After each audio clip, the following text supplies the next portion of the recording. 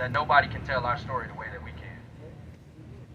There's a lot of advocates, there's a lot of attorneys, there's a lot of justice-seeking people out in this country, but none of them have been where I've been. None of them can tell you the stories and the horrors and the extremes that I've faced trying to get myself out of that place.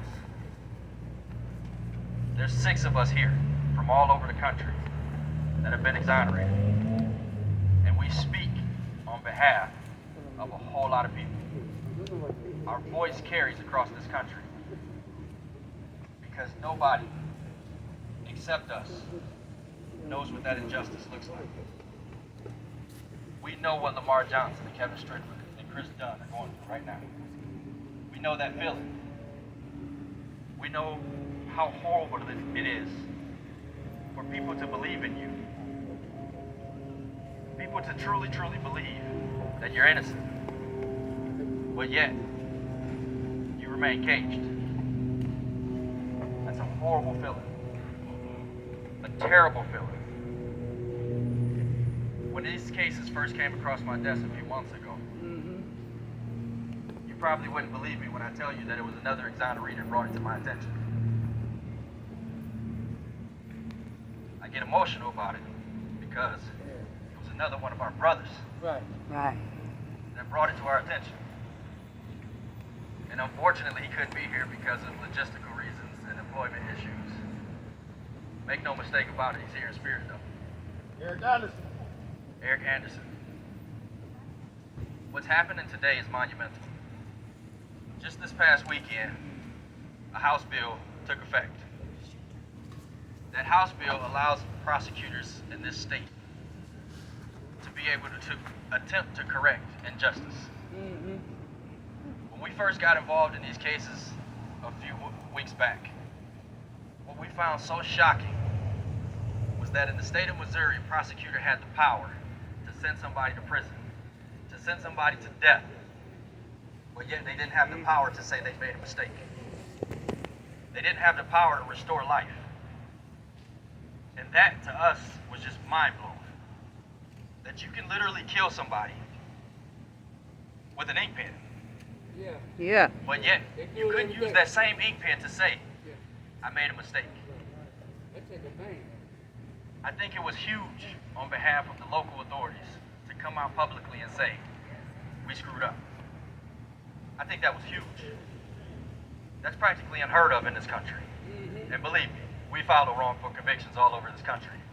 So for them to say we messed up, publicly say we messed up, and yet these guys remain in prison, it's appalling. It's appalling. We knew we had to do something. We didn't know what that something was at the time, but we knew we had to do something. We birthed the movement. We took it upon ourselves to travel here. Myself and another exoneree. We've taken meetings with practically everybody involved with these cases, all the way up to the Attorney General.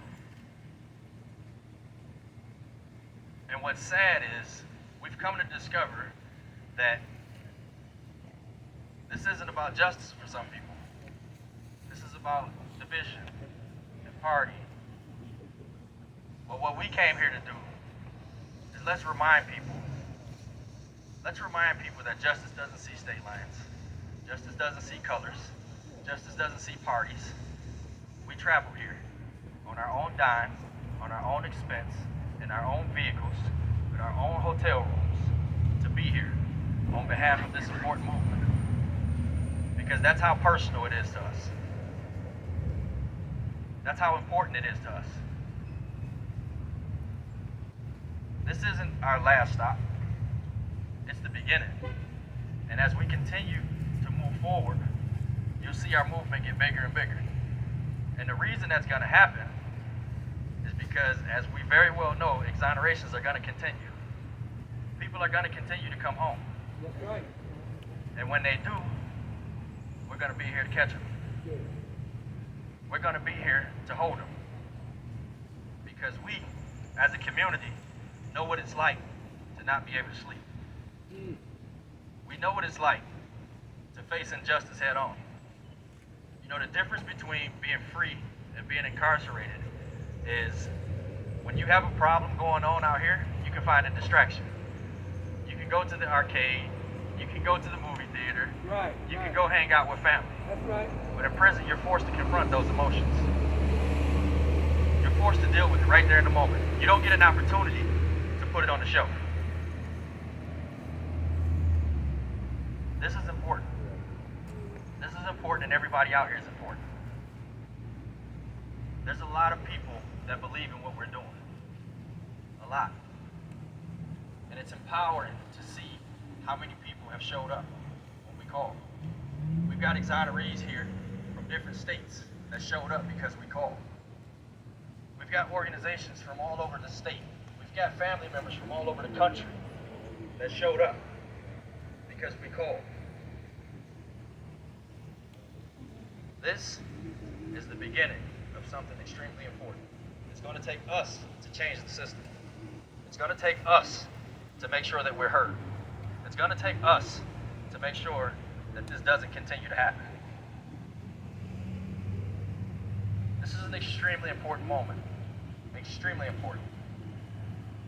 People answered the call when we came, when we made that call.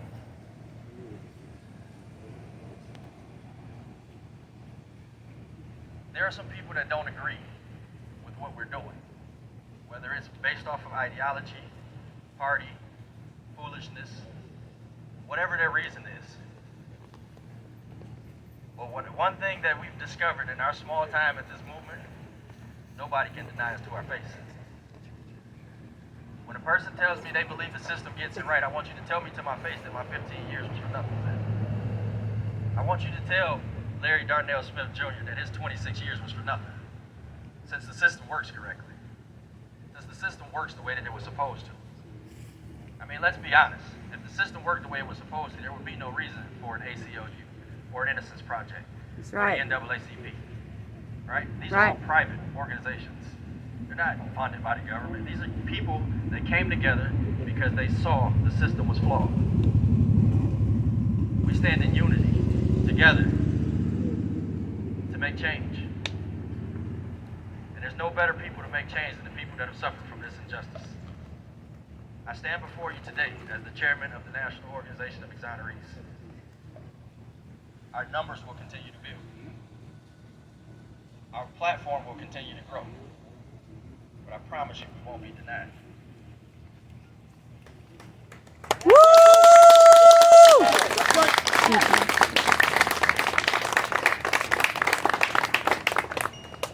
Pastor Gray.